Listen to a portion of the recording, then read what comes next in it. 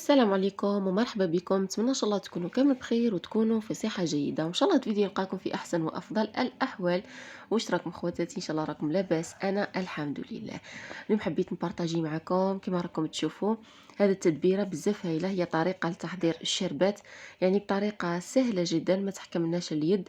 وان بليس راح نستخدموا كيلو فقط من الليمون، راح يخرج لنا حوالي 4 لتر، يعني كميه ما شاء الله.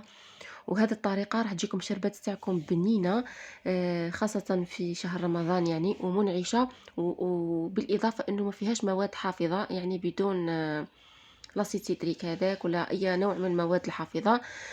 فقط نضيف لها في الأخير منكه بسيط.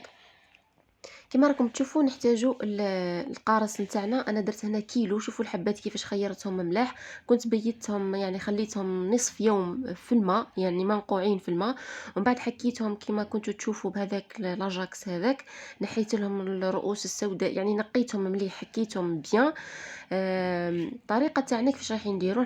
نحكموا كل حبه، نحو لها الجوانب تاعها، القشور الجانبيه فقط، اللي يعني في الاصل انهم هما اللي ممكن انهم يطلقوا لنا المرار. هذا مكان ما نحو منهم والو. وهذا ممكن القشور راح نريكيبيريوهم، نخبوهم في الكونجيلاتور. من بعد نقدروا في رمضان نخدموا بهم جو، ولا الماء ديتوكس، يعني نحطوهم في الماء. ولا نرحيوهم ونديروا بهم زاست، يعني نستخدموه في الكاطو، ولا نستخدموه في اي نوع يعني من الحلويات ولا المنسمات، يعني ما راحش نرموا منه حتى حاجه. ثم فيما بعد راح نبداو نحكمو، نقطعو كل حبة كيما تحبوا، تقطعوها مربعات دي بتيدي، تقطعوها شرائح، تقطعوها مثلثات، يعني كيما راكم تشوفوا. انا الطريقة تاع التقطيع تاعي كانت عشوائية، ونقطعها كيما راهي، ما نخلي منها يعني ما نحي منها والو، بها بالقشور تاعها. ومستحيل راح تجينا فيها طعم يعني مر، لانه كما قلت لكم راني نقعتها نصف يوم، يعني من الصباح حتى ل 12، يعني من 8 حتى ل 12، حوالي 4 ساعات ولا 5 ساعات في الماء. ومن بعد هذاك الماء يعني تخلصت منه، وخليت فقط الحبات. سي بور سا اللي تلقاو يعني من بعد ما راحش تلقاو فيه طعم المر. هنا مر ما قطعتهم راح نضيف لهم بهذا الكاس اللي يرفد 240 مليلتر.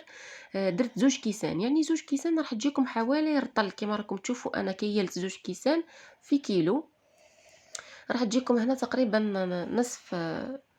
نصف ساشي، يعني رطل تاع سكر.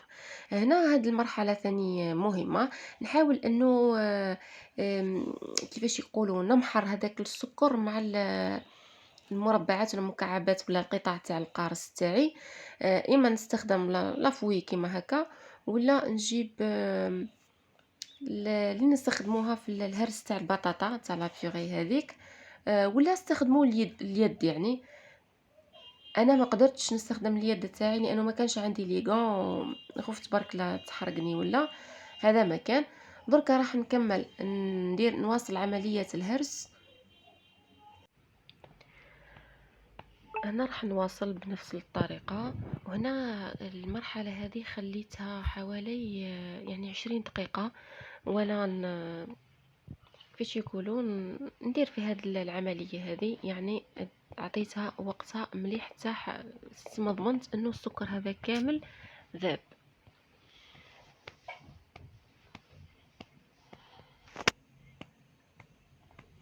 وهنا بعد ما كملت راح نجيب فيلم اليمونتير، سيلوفان هذاك يعني الغذائي، بلاستيك الغذائي، ونغطيها ثم ندخلها للثلاجة ونخليها تبات ليلة كاملة.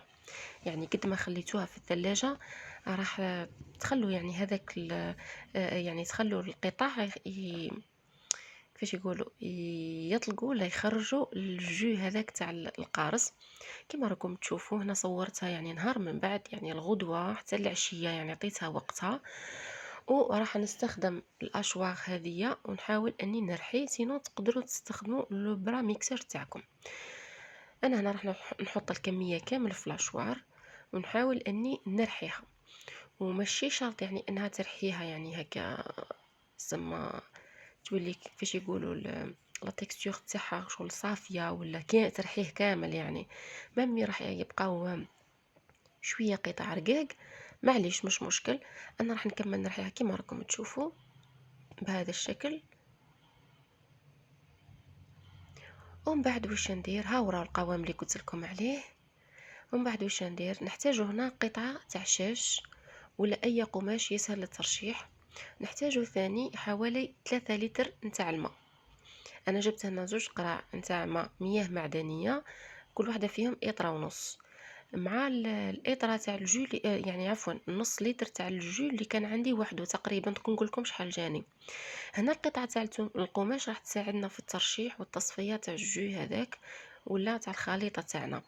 جيبوا نوع شاش، ولا انا هنا عندي قماش هذا شوازات كما قلت لكم. انا عندي قطع ديما ندير بهم الترشيح، يعني جدد كما نقولوا نضاف مالفا نستخدم. يعني كي نجي راح ندير هذا النوع من الشربات ندير هذه الطريقه. هنا هذاك الكيلو خرج لي يعني فايت نصف لتر، بهذه الطريقه فقط بدون اضافه ولا قطره ماء خرج لي تقريبا نصف لتر، يعني اكثر شويه من نصف لتر. ها هو راهو الجو تاعنا صافي نقي بنين حلو.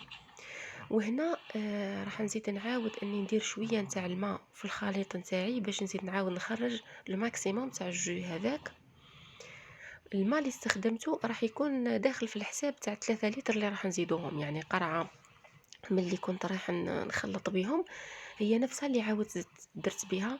وكررت العمليه حوالي 3 مرات حتى نضمنت ما بقى لي والو في هذا القشور، غير قشور يعني ما فيهمش العصير يسمى. كيما هنا راح ندير هذه الطريقه، شو نعاود نشلهم مليح باش يزيدوا يخرجوا لي يعني اكبر نسبه من الجو.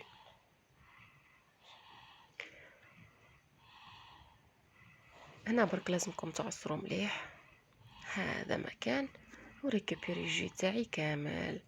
هنا راح نكمل نفرغ كامل الكميه تاع الماء اللي بقات لي.